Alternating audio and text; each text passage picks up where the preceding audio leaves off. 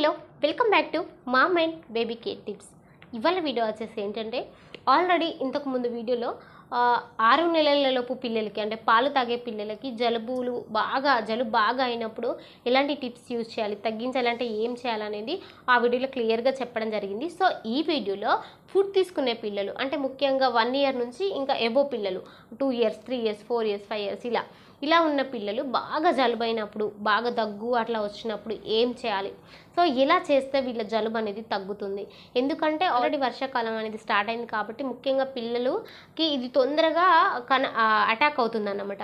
So మరి ఈ జలుబు తగ్గాలంటే ఇంట్లో దొరికే ఏమైనా హోమ్ రెమెడీస్ అనేవి యూజ్ చేయొచ్చా, ఇదంతా కూడా ఈ వీడియోలో క్లియర్గా తెలుసుకుందాం. వీడియోలో వెళ్ళిపోయే ముందుగా మన ఛానల్ అయితే సబ్స్క్రైబ్ అయితే చేసుకోండి, పక్కనే ఉన్న బెల్ ఐకాన్ అయితే క్లిక్ చేయండి.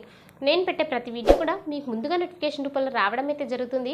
ఏదైనా సందేహాలు ఉంటే కింద కామెంట్ చేయండి, తప్పకుండా నేను మీకు రిప్లై ఇస్తాను.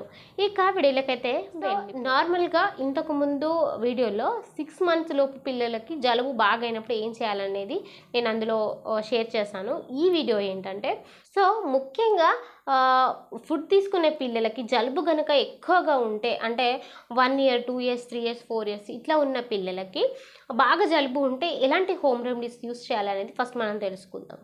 సో మనకి బాగా జలుబు ఉన్నప్పుడు పెద్దవాళ్ళైనా చిన్నవాళ్ళైనా యూజ్ చేయాల్సింది తేనె. సో ఈ తేనె అనేది చాలా మంచి ఔషధ గుణం కలిగినది. సో బాగా దగ్గున్నప్పుడు కూడా తేనె యూజ్ చేయొచ్చు. సో తేనెలో ఉండే ఈ యాంటీబయాటిక్స్ అనేది కొంచెం మనకి యొక్క దగ్గు లేదా జలుబు కనుక ఉంటే కొంచెం అన్న తగ్గిస్తుంది అన్నమాట. ఖచ్చితంగా తేనె యూజ్ చేయొచ్చు. ముఖ్యంగా తేనెలో మనం అల్లం పొడి కలుపుకొని తాగినా కూడా చాలా మంచిది. సో 1 ఇయర్ తర్వాత పిల్లలు ముఖ్యంగా 2-3 ఇయర్స్ పిల్లలకైతే ఆ తేనెలో కొంచెం అంత అల్లం కలిపి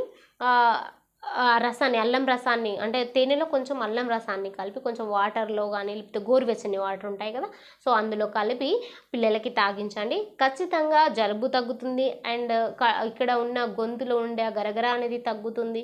అలాగే ఆ ముక్కులు కనుక మ్యూకస్ అట్లా ఉన్నా కూడా అది కూడా కంట్రోల్ అవుతుంది.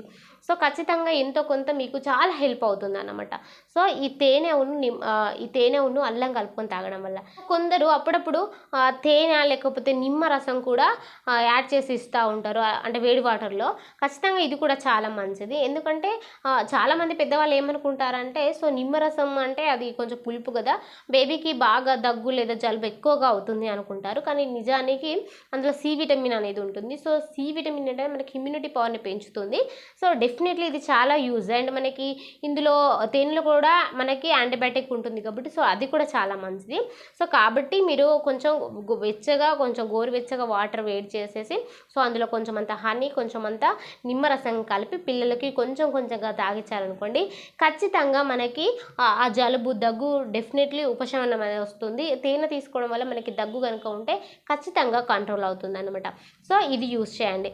ఎంతమంది తల్లిదండ్రులు బాగా దగ్గు ఉన్నప్పుడు ఏం చేస్తారంటే వాము కూడా తాగిస్తూ ఉంటారు, వామ్ వాటర్. అది చాలా మంచిది. సో నేను కూడా మా బాబుకి జలుబు అట్లా అయినప్పుడు వామ్ వాటర్ తాగిచ్చేదాన్ని. సో అదేంటంటే చాలా మంచిది అన్నమాట. సో కొంతమంది అయితే తల్లిదండ్రులు కొన్ని పల్లెటూర్లలో చూస్తూ ఉంటాం, బాగా దగ్గుతున్నప్పుడు ఆ వాముని మామూలుగా ఒక క్లాత్లో కట్టి సో మెడకు కూడా కడతా ఉంటారన్నమాట, అంటే దగ్గు కంట్రోల్ కావడానికి. సో అది చాలా మంచిది అన్నమాట. సో ఖచ్చితంగా వామ్ని కూడా ట్రై చేయండి. సో పిల్లలకి కనుక బాగా దగ్గు జలుబు ఉంటే డెఫినెట్లీ కంట్రోల్ అవుతుంది. అండ్ నెక్స్ట్ ఏంటంటే తులసి. సో తులసిలో కూడా చాలా మంచి పోషక విలువలు ఉన్నాయి. డెఫినెట్లీ కొంచెం వేడి వాటర్లో కొంచెం తులసి ఆకు వేసి పిల్లలతో కనుక తాగిస్తే ఖచ్చితంగా దగ్గు జలుబు 100% కంట్రోల్ అవుతుంది.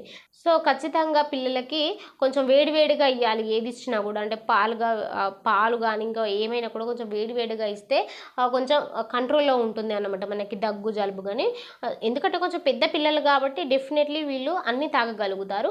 కొంచెం లైట్గా గోరువెచ్చగా వేడి వాటర్ చేసేసి సో ఇక్కడ గార్లించడం చేయండి. ఇట్లా మనం చెప్పాలి వాళ్ళకి ఇలా గార్లించండి అంటే 2-3 ఇయర్స్ పిల్లలు డెఫినెట్లీ గార్లించడానికి ట్రై చేస్తారు. ముఖ్యంగా 3-4 ఇయర్స్ దాటిన పిల్లలు అయితే 100% వాళ్ళు గార్లిస్తూ ఉంటారు అనమాట. సో అట్లా చేస్తే మనకి పిల్లలకి ఖచ్చితంగా ఇక్కడ రిలీఫ్ అనేది ఉంటుంది.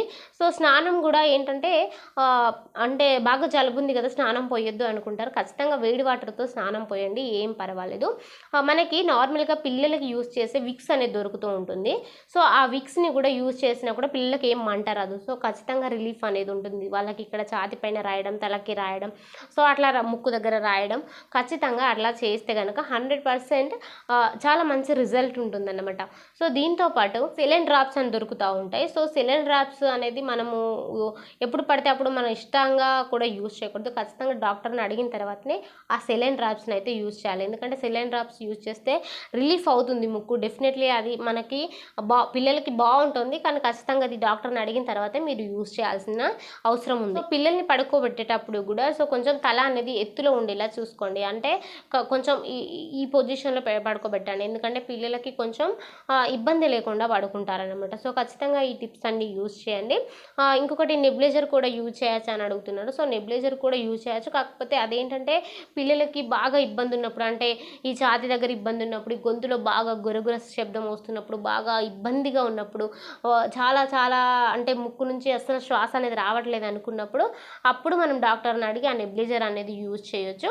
సో ఈ నెబ్లైజర్ గురించి కూడా నేను మరొక వీడియోలో షేర్ చేస్తాను. ఈ వీడియో కనుక మీకు నచ్చితే లైక్ చేయండి, షేర్ చేయండి, మన ఛానల్ అయితే సబ్స్క్రైబ్ చేసుకోండి. Thank you so much.